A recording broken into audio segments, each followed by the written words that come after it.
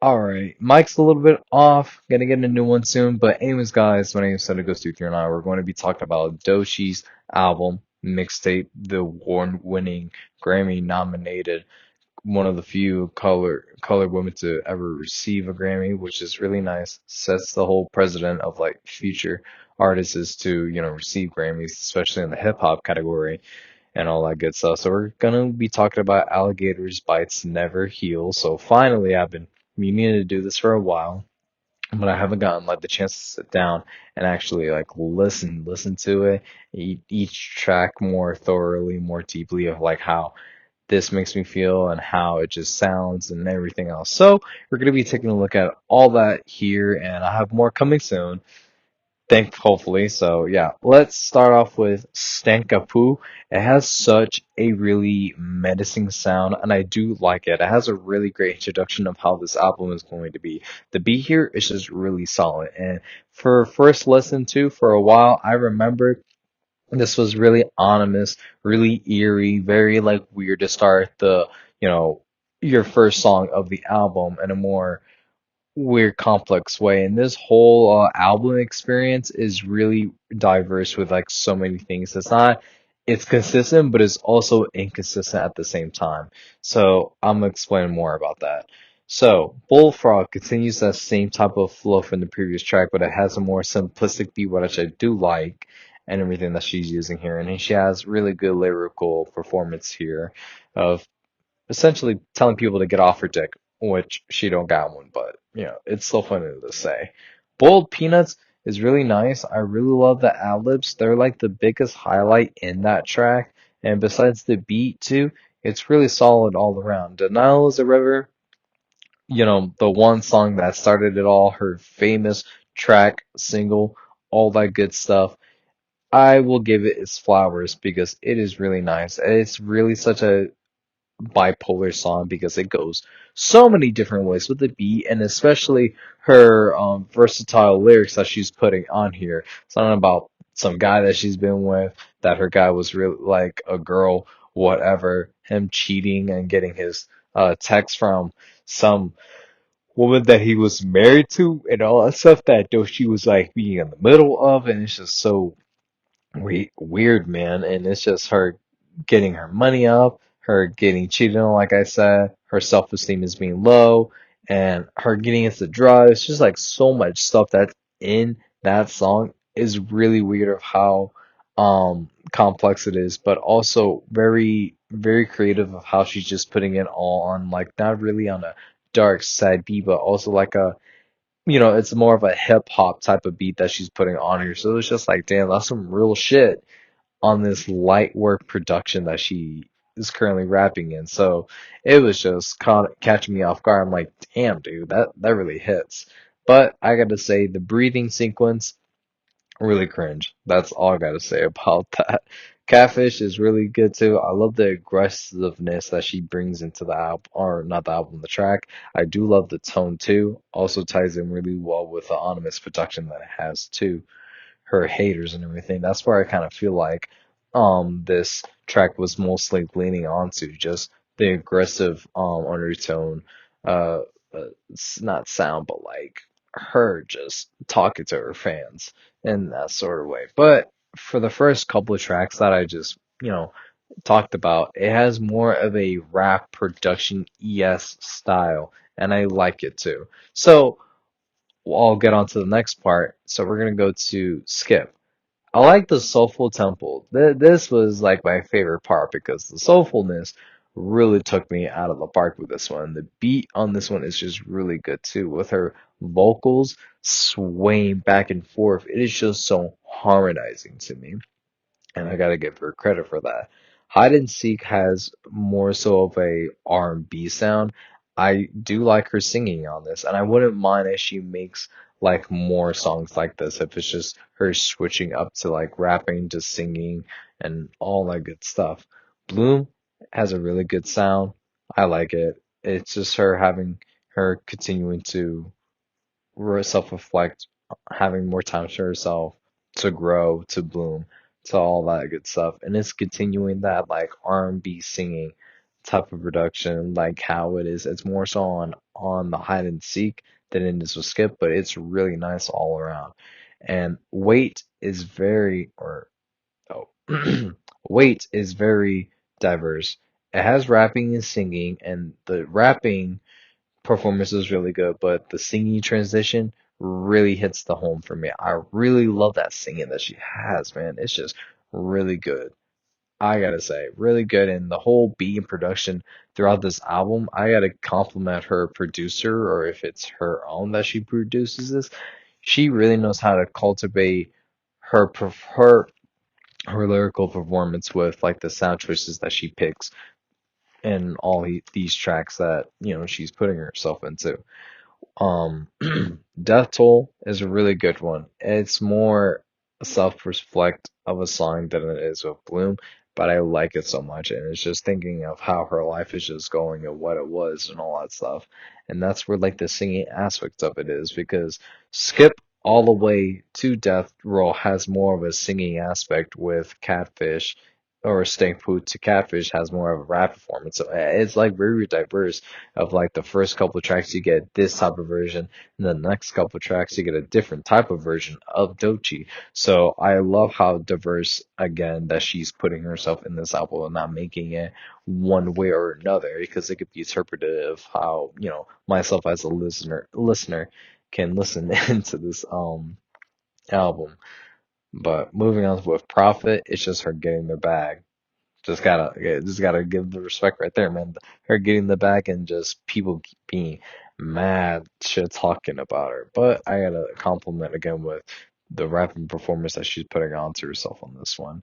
Boom Bat is just really jazzy. I like how lighthearted it is. I think that's such an underrated thing to put or to fuse within rap. It's just jazzy performance. I haven't heard an album like that since Melt My Eyes by Denzel Curry, or Tibet the Butterfly by Kendrick Lamar.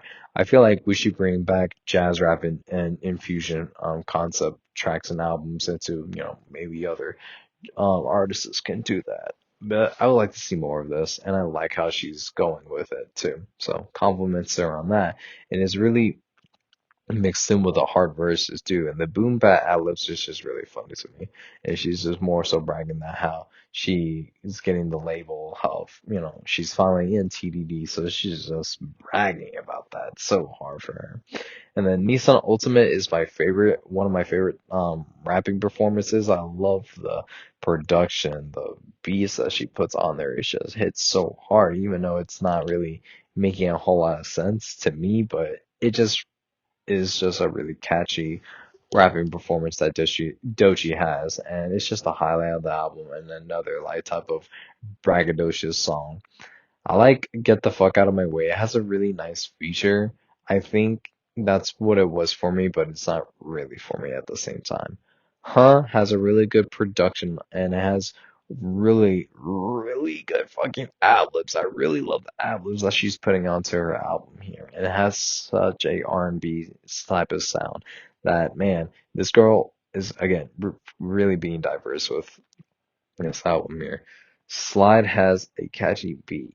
That's all I gotta say about it. It's really catchy. It's not as catchy as Nissan Ultima, but I gotta give his compliments that she knows how to make another great productional soundscape that can really captivate my, for me at least, it captivates my ears. I just love listening to it and her just going off.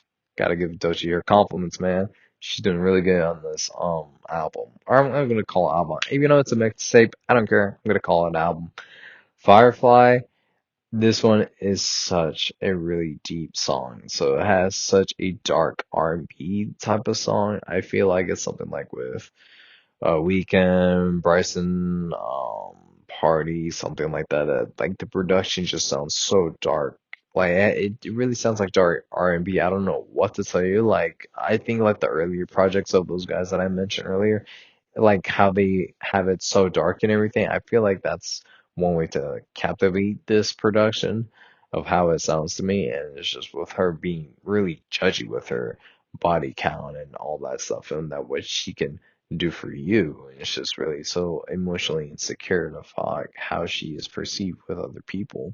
And she just switches up really nice with the ad-libs too, and just keeping it going with, the lights being on during sex. So that's all it is on this album. Even though it's a little bit weird, but I do love the messaging and meaning, and with all that combined with this really nice production that she made, it's just really nice. Beverly Hills is really nice.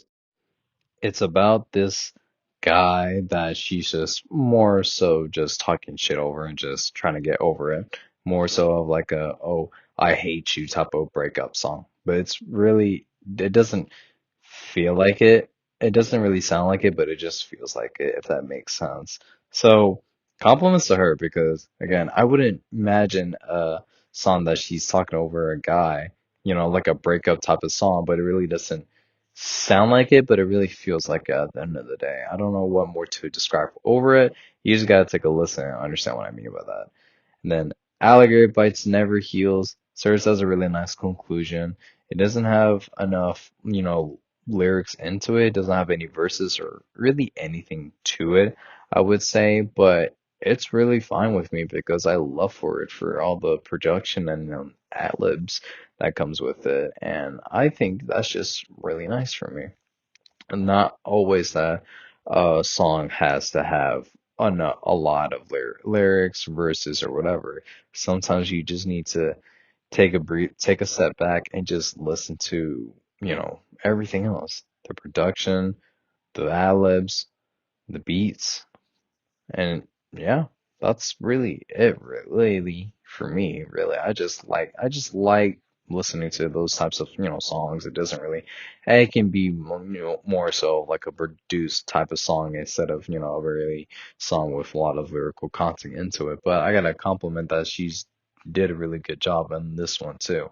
And for her final song being Anxiety, because she extended it to that song, I like it. I really dig that she's literally just using the same production as somebody I used to know, and it has a really versatile verses that she put into it. And I thought she was gonna remix it into her own way, but she really didn't. So she really just made this in her way.